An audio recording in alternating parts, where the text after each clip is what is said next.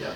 Hi, my name is Vicky, and I'm here today with Bob McBain, the CEO from Environmental Waste International.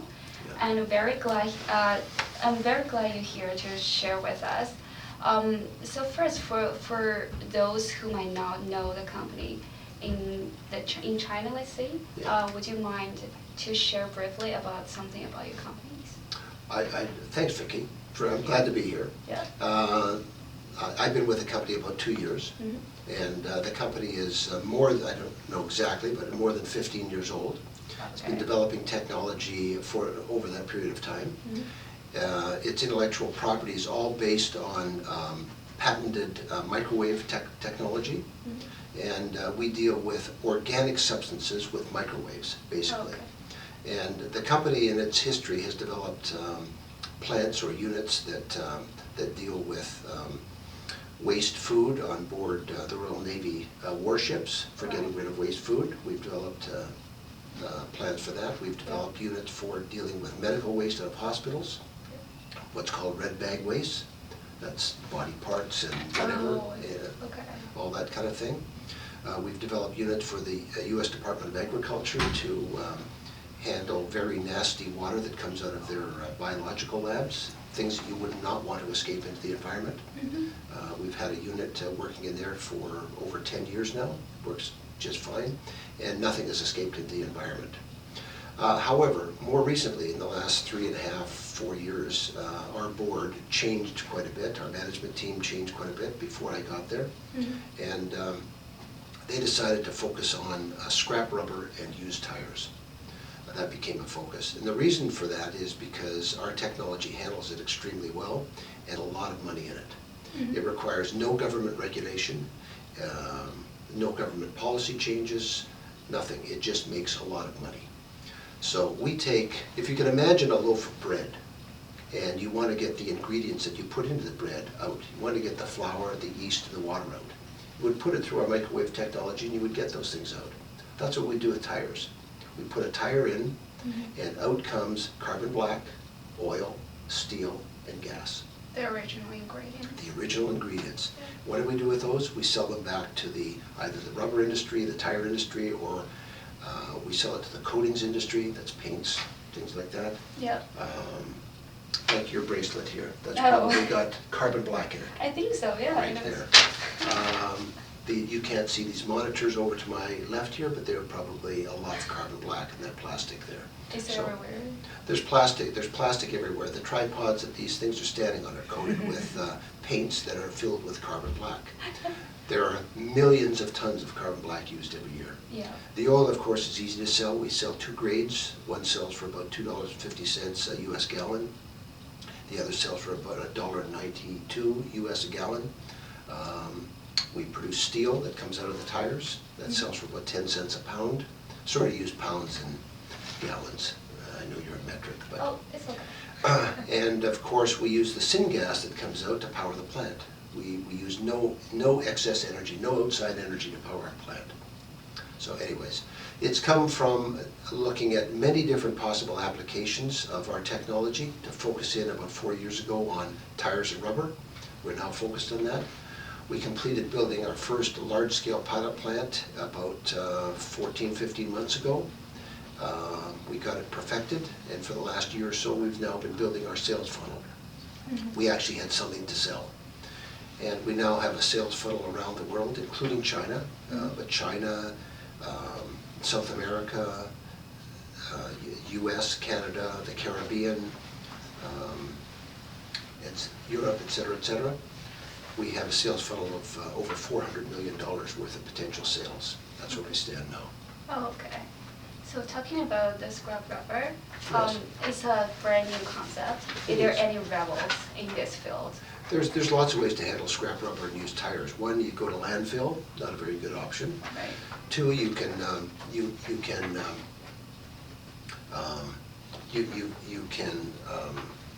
chop them up and make crumb.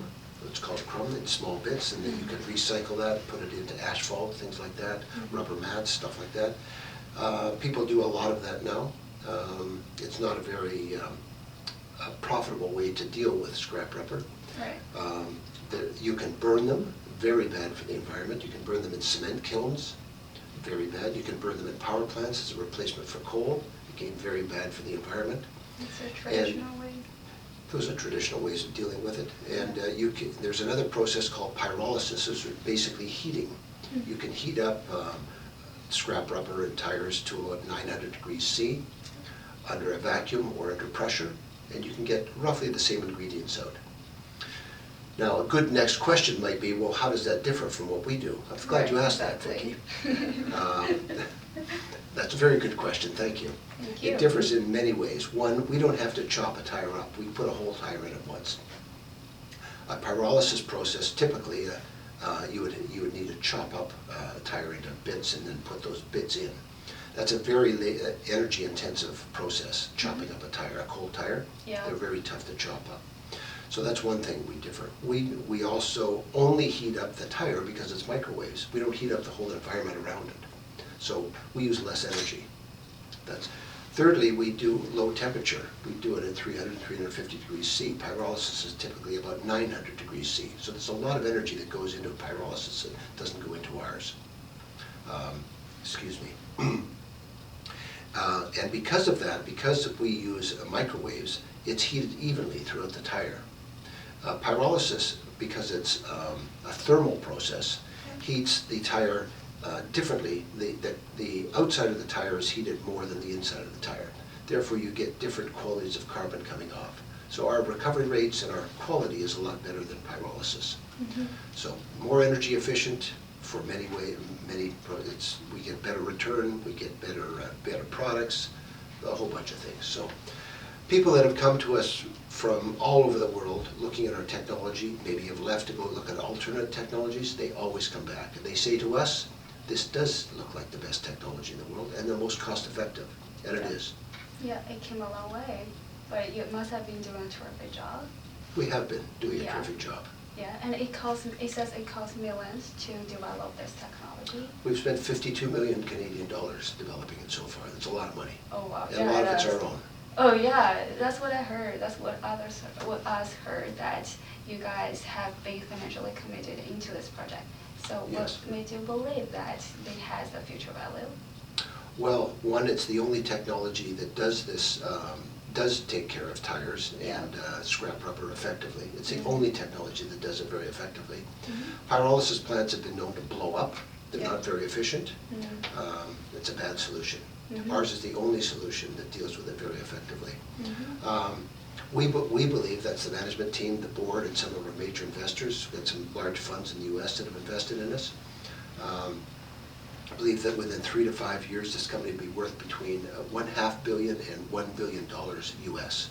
That's a very good return. Yeah, it is. And we hope to, and I own a lot of shares. I hope to make a lot of money and do something good for the world. That must be a smart choice. Yeah. It is. So you mentioned about the Chinese market. Yes. So are there any potential investors in China as well? We have lots of potential, both investors and let's call them business partners, people that would buy a plant from us and we would help them install it and run it. Okay. So we plan to enter the Chinese market like any other market. We don't plan to enter it alone, we plan to enter it with partners. So we're continually looking for people like that. We have found many and we're in negotiations with quite a few at the moment. Okay. But because it's a Canadian-based company, so are there any challenges happen on the road to dealing with the government and the agencies? Well, we haven't found any yet. We've on our own made very good friends with many of the provincial governments, many of the civic governments, and of course the central government, like the NDRC and many other ministries that deal with this issue. So on our own, we've made a lot of friends over there, and we've been received very well. I can tell you, very well. We're now in negotiations with a number of Chinese organizations. I can't tell you who at the moment, that will be buying plants in the not too distant future. That's good. That's good to hear. So far, we haven't made any profit yet. So how does it happen? Like, why it hasn't been commercialized yet? That's a good question.